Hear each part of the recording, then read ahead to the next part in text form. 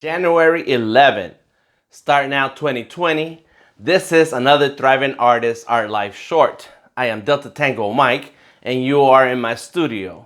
So let's talk a little bit about knowing your price. You have to know your price when working for clients, working with clients, collaborating with people, and taking on art projects as a job, as your work, as a way to pay your bills. And that's where the key starts.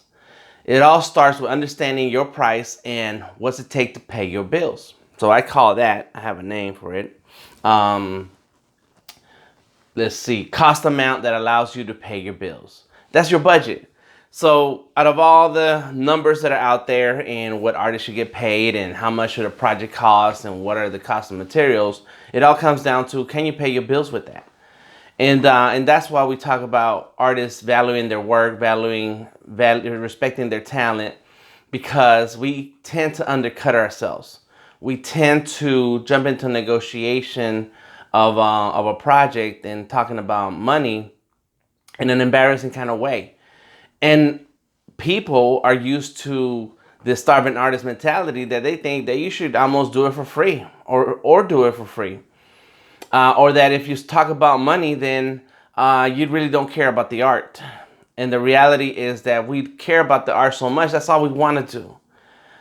But we also have to live a life like other people, and the power company, the landlord, and all the other people who you need to sustain a lifestyle at any level want to get paid in money, in cash, not in exposure, not in favors, not in hookups. They want to get paid in cash money. So what is the things that we have to think about when coming up with our price point? So there are three parts, and I'm just going to break down those three parts really quick because I want to make these videos a little bit shorter because they're getting kind of long.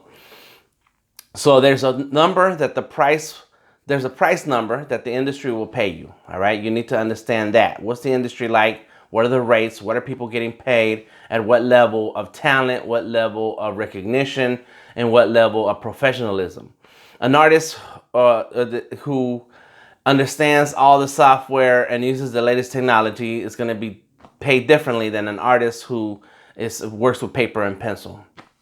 I was there. I was an artist who worked with pencil and paper designing logos. That is not ideal. It's a part of the workflow. It's part of the process. But when I was doing logos on paper and pencil, that was not the final product. It was part of the process, and you still need another artist to come in behind after me, and then work in the vector, work in the digital file. And so if you are the kind of artist that can do all the different steps to have a final product, then that's a different price than the artist who can just do the pencil sketch, than the artist who just does the vector. So understand the price points that the industry puts on artists. Then the second thing is value. What is the value that you bring to the customer? So are you solving a problem? Are you providing enough of a service for the customer to stop worrying about it, don't think about it, and you're just going to come back with a finished product that you've already taken the steps to discuss and work through to get to what they actually need and want? The more you have to communicate with the client, the more the client has to hold your hand, then the less you're gonna get paid, because that means you need a lot more of you need supervision. And so when we talk to clients, when I start dealing with clients in some projects, I ask all the questions I could ask in the beginning. I ask not just the business questions, and I'm gonna touch on that. Not just the questions on where's this project, how's this project gonna, how are you gonna use it, where's it gonna go, what's it for, and a whole ton of questions that give me all the information I need, so then I can do my job without having to keep coming back and bugging or bringing back sketches and ideas that they're gonna say no to, and that eventually we'll get to it. So there's gonna be a value that you bring to the client, and the more value you bring, the more solutions you're there for, the more problems you solve, then the better value you're gonna have for a client, and the more they're gonna see you being an asset and not a bill. And one of those examples of how do you become more valuable is by showing off your work. That's why I push that Behance. I don't get paid any money for you adding your portfolio to Behance, but the more projects that you detail and outline and show your work on Behance, the better understanding a client has into the work that it goes, into the value that you bring, and that you can actually finish projects. And then they get paid more. So when they look at your portfolio, they look at your work, the first thing they're gonna think, if they're about money, they'll be like, oh, that person's not cheap. And that's what you want. Those not the ones who say, you don't want the clients to say, that's not cheap. That's not gonna be cheap. You want the clients to say, you want the kind of clients that will say, look at your profile, your portfolio, and say, oh, that's the person we need. That's what you want. All right, and then the last thing is, there is a cost amount that allows you to pay your bills. And that's where I started with, and that's where we're gonna end.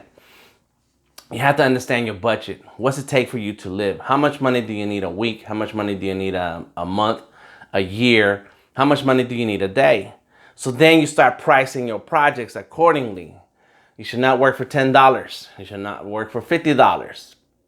There's a market for those things, and there's a time constraint when you work in those kind of services. Right? So if you want to do people's fan art and for $10, cool. If it takes you to scribble, great.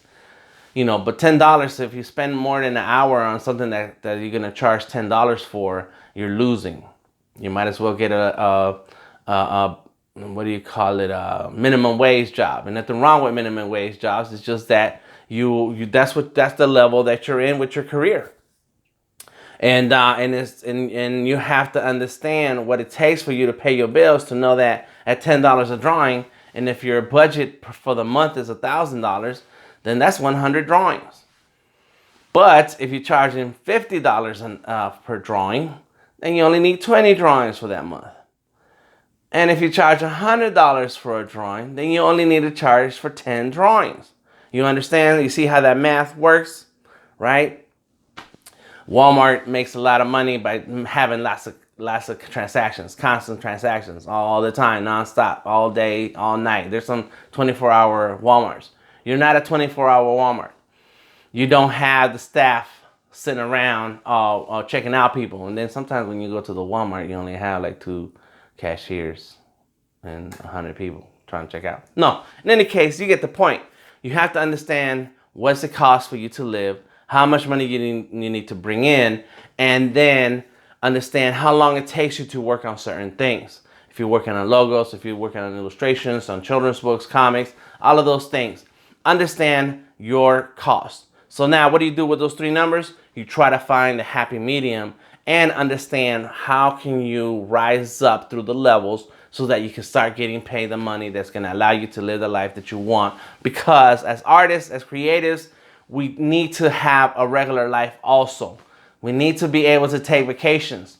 We need to be able to go to the doctor and pay the bill. We need to be able to go out to eat and hang out. We need to be able to buy the things that we want. Just because we like art, just because we enjoy the creative process doesn't mean that we have to have the starving artist mentality where all our money goes into canvases and paints and art materials, and then we work for real cheap just because we're living the dream that we want to live.